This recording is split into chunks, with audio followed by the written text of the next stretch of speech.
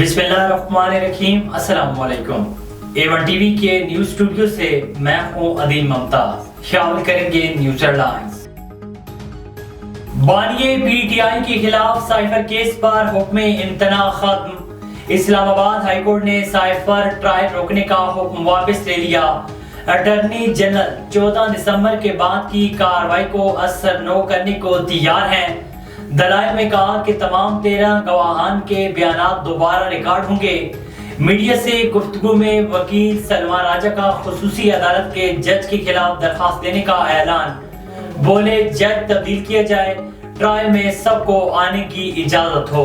پی T آئی کو بلے کا نشان جاری ہوگا یا نظر ثانی درخواست آئے گی؟ چیف الیکشن کمشنر کی زیر صدارت اہم اجلاس آج ہوگا۔ پشاور ہائی کورٹ کے فیصلے پر مشاورت کے بعد فیصلہ ہوگا۔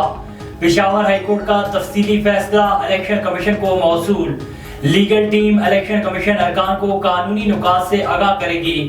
پشاور ہائی کورٹ نے گزشتہ روز پی ٹی آئی سے بلے کا نشان واپس لینے کا فیصلہ معطل کیا اور الیکشن کمیشن کو نشان بحالی کا نوٹیفیکیشن جاری کرنے کا حکم دیا۔ عام انتخابات کے لیے نون لیگ کا پنجاب سے امیدواروں کا اعلان۔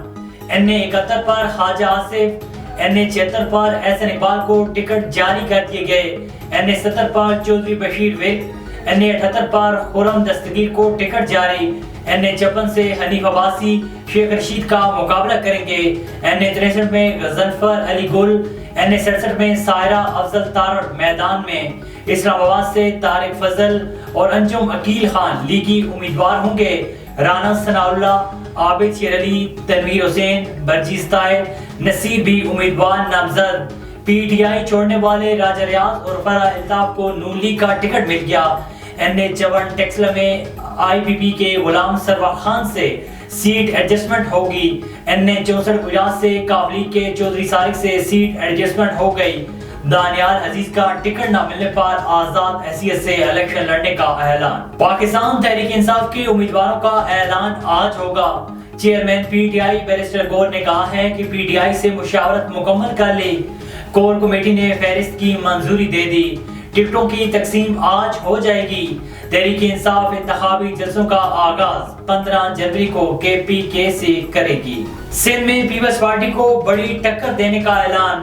سندھ میں جماعتی اتحاد، متفقہ امیدوار لانے پر اتفاق۔ کراچی میں Muslim League Noon, M Q M, J U I, G D A اور اے این پی کا مشترکہ اجلاس۔ سندھ بھر کے قومی اور صوبائی نشستوں پر مشترکہ امیدواروں پر حتمی مشاورت کی گئی۔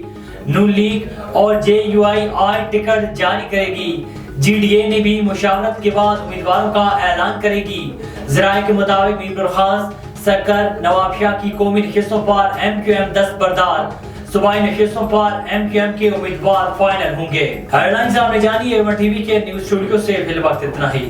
مزید خبر اور اپڈیٹس کے لیے دیکھتے رہیے A1 T V. A1 T V, سب پہ نظر، اندر کی خبر۔